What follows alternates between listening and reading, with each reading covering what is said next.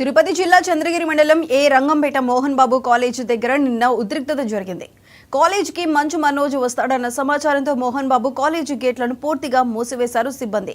Mohan Babu college వద్దకు ఎవరిని అనుమతించలేదు. College దగ్గరకు చేరుకున్న పోలీసులు కళాశాల ఆవరణలో ఎలాంటి అవాంఛనీయ ఘటనలు జరగకుండా ముందస్తు చర్యలు చేపట్టారు.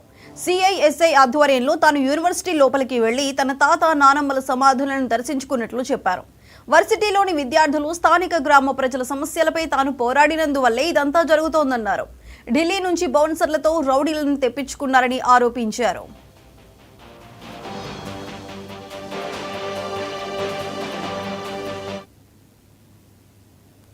వాళ్ళ ప్రొటెక్షన్తో నేను లోపలికి వెళ్ళి మా తాత నాన్నమ్మల సమాధికి దండం పెట్టుకొని, మా అన్న ప్రసాద్ మంచు సమాధికి దండం పెట్టుకొని కొంచెంసేపు కూర్చొని మనసులో వాళ్ళని ప్రార్థించుకొని, ఇవన్నీ ఎందుకు జరుగుతున్నాయో తెలియట్లేదు, ఆ సాయిబాబా మీద ఒట్టుగా జరగకూడదు, దీనికి ఎందుకని నాకు పరిష్కారం తెలిస్తే బాగుంటుంది అని తెలుసుకుంటాను. తెలుసుకునేంత వరకు ఆగను ఎందుకు ఇదంతా అనేది.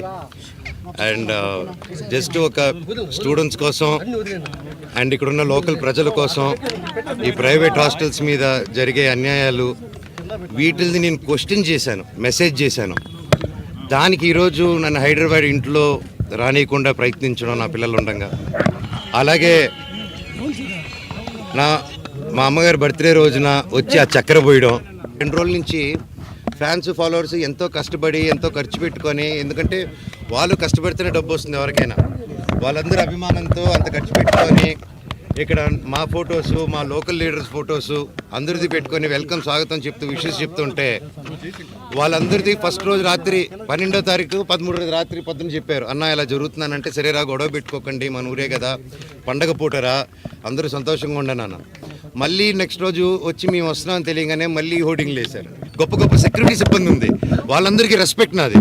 కాకపోతే వీళ్ళెవరో బయట నుంచి రౌడీలు తీసుకొచ్చేసి కేవలం నేను సిఐ గారి మాట, ఎస్ఐ గారి మాట, డిఎస్పీ గారి మాట, పోలీస్ సిబ్బంది మాట వినే నేను ఈరోజు వెనక తిరిగి వెళ్తున్నాను మర్యాదతో. అంతేగాని ఆ బౌన్సర్స్ని రౌడీల్ని రమ్మని నేను ఒక్కడి చాలు వాళ్ళందరికీ, అర్థమైందా అండి? సో నాకు ఏ గొడవకు రావట్లేదు, ఏ దీనికి రావట్లేదు, నాకు రాలేదండి, నాకు I didn't receive it yet. నేను ఈరోజు వస్తే నాకు జిరాక్స్ కాపీ ఇచ్చారు ఎస్ఐ గారు, ఆయన చూపిస్తున్నారా, అది నాకు ఇవ్వండి సార్ అంటే తీసుకొని బయలుదేరాను నేను.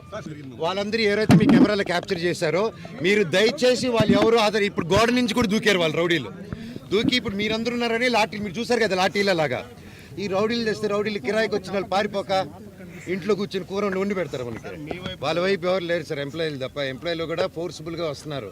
అక్కడ ఒకటి చెప్పండి, అభిమానంతో వచ్చిన వాడిని నా చౌగు కోసి ఇక్కడ వదిలేసి వెళ్ళిపోతాను. వాళ్ళ అభిమానులు కాదండి, వాళ్ళు బౌన్సర్స్, వాళ్ళు ఎక్కడి నుంచో నార్త్ నుంచి తెచ్చుకున్నారు. మీరు వెళ్ళి తెలుగులో మాట్లాడండి, అతనితో తెలుస్తుంది మీకు. నేను డిసైడ్ చేసుకుంటా, 2 ఫోన్ కాల్స్ చేసుకొని స్టేషన్కి వెళ్ళాలా లేదా డిఎస్పీ గారిని కలవాలా, ఒకసారి మేము మాట్లాడుకొని డిసైడ్ చేసుకొని నేను చేస్తామండి.